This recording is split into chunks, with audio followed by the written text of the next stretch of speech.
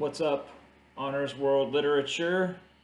I hope you noticed that I'm wearing my Heart Throb Jackets shirt today because I only have eyes for you guys. So, right here, that's where you live. Right here. Today we're going to be talking about chapter 26 in A Thousand Splendid Suns. I'm going out of the book today instead of notes, so bear with me. I feel like the last couple times I've done notes for you guys, I've ended up going too long. The notes were to cut down on time. All I really did was increase time. So let's go through the book. It's been 2 weeks. It's been 2 long weeks since Tariq has left. That's important, and that comes into play here in part 3 because it's not like Tariq left and then the next day Lila's family makes the decision that they make. It's that 2 weeks have passed. But you'll look on page 188. She's agreed, says Hakim, his voice tremulous with suppressed excitement. We're leaving, Lila. All three of us were leaving Kabul. Mammy had finally woken up and smelled the roses, man. Okay, those rocket fuel roses. Uh, you know, I think that when the houses and the streets in their own neighborhood are being either raided, burned, or blown up, I think that's really what kind of inspired her that we have to get out of here while we can. Um, there's nothing left for us here, says Hakim to his wife, and they're leaving, man. It's finally happening here in part 2. At the end of part 2, they're going to go to Pakistan, and even Dad Hakim, he's got the Golden Gate Bridge shirt on, and man, he's excited because, as we know, their plans are going to be to go to Pakistan and then eventually find their way to America, like so many immigrants around the world have done, and they're doing it. They're packing up stuff. It's important to note that Lila's job here is to load up these cars, or the one car at least, with stuff. So she's going from the porch with whatever boxes or things, clothes, books. They can't take everything, but they're taking a bunch of stuff here. And Lila's loading up the car, and she's thinking about Tariq, and she can't wait to see him. She hopes she can find him as soon as she gets to Pakistan. Oh, what a moment that will be when they're reunited. And man, just like they talked about, they can travel together. And since her parents will be with her, they can get married. And Hakim will have his wife with him, and he'll have his daughter with him. And maybe they can all go to America together. And man, everything is just working out great. I like the poem here, the 2 lines from the poem that Saib al-Tabrizi wrote. It's on page 192 of this version of my book, and it says, I used to know the whole poem, but all I can remember now is 2 lines. One could not count the moons that shimmer on her roofs, or the 1,000 splendid suns that hide behind her walls. And that's where we get the 1,000 splendid suns from.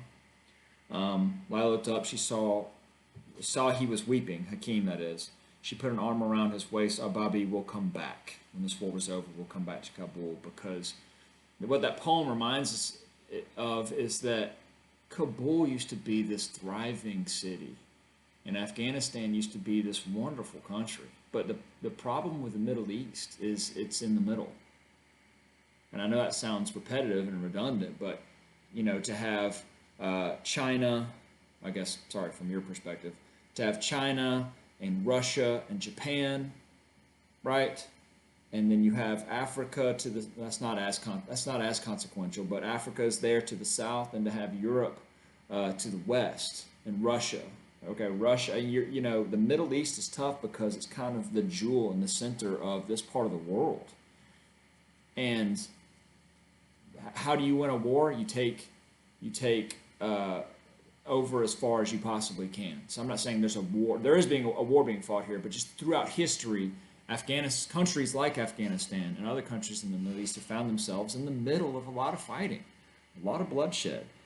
And what's the shame here is that 9 times out of 10 they don't really do anything to bring this on. It's outside influence that has done this, and even now, this is a civil war, a cultural heritage against religious cultural heritage, fighting it out here in the Mujahideen. It's still based on outside influences, because where do you think they got all those weapons from to fight the Soviets? As we said in the other video, they got them from allied countries, UN countries, the United States being a big one of them. You had Afghans firing rockets at other Afghans with rockets that came from Ronald Reagan. And that's the reality of it. So anyway, how wonderful a country Afghanistan is, and Bobby knows that. They're going to come back. They're going to come back when Afghanistan is better. They're going to come back. And as we know, both of those things, Afghanistan is not going to be any better. It's 2020, and Afghanistan hasn't gotten any better. The Taliban is gone, but the civil war in Afghanistan continues. There's a flash of white here at the bottom of 193. The flash of white, and Lila is launched off of her feet. It was a rocket. Fortunately, she doesn't end up like Geeti here. Lila doesn't. She does not. Now, she is almost killed. If you've read any of part 3, that starts with chapter 27, she is almost killed here. She is badly injured. The rocket struck the house, though. And remember, Bobby and Mami were both inside the house getting things ready. They, unfortunately, one of the sadder parts of the book, really, tough part for me, even now, I've read this book 4 or 5 times, and her parents are killed here in a really sad scene. How do we know? We know because there's a piece of flesh on the ground, and part of the flesh on the ground is the San Francisco Golden Gate Bridge t-shirt that Hakeem had been wearing, the father, Bobby had been wearing. She's out of it, man. She loses consciousness here. Bobby is dead. Mommy is dead. And the chapter that started with so much promise and so much hope as we're launching towards part 3. Launching is probably not the right word there, but moving towards part 3. And then next thing you know, she's being cared for at the very end of this chapter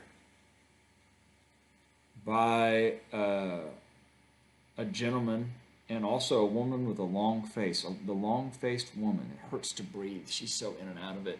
And they're just giving her medicine as she's in and out of sleep. So I'm sure you can guess who that man and that woman, who they are here in Kabul, that are taking care of Lila here, who has survived the blast, but she's about to head into a whole interesting other part of her life as we get into part 3. I'm going to assign part 3 chapters when we get back. If you want to go ahead and dig into 27, it's a Mariam chapter. She's back. So if you want to get back into any of that stuff, we're going to dig back into those questions when we come back. For those of you still with me, as I've said many, many times, I hope you guys understand how much I appreciate it.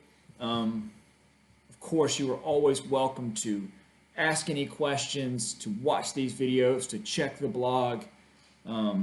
And I always welcome any and all input. All of this material is free to access. We don't do Schoology in this class. All of this material is free to access. It's going to be on YouTube. It's going to be on my blog from now until school gets out. So whether you turn anything in or not, this is what I'm going to be doing. So don't make me feel alone. Send me feedback through Remind or on YouTube comments. Like, share, rate, review, subscribe. Hope you guys have an awesome spring break.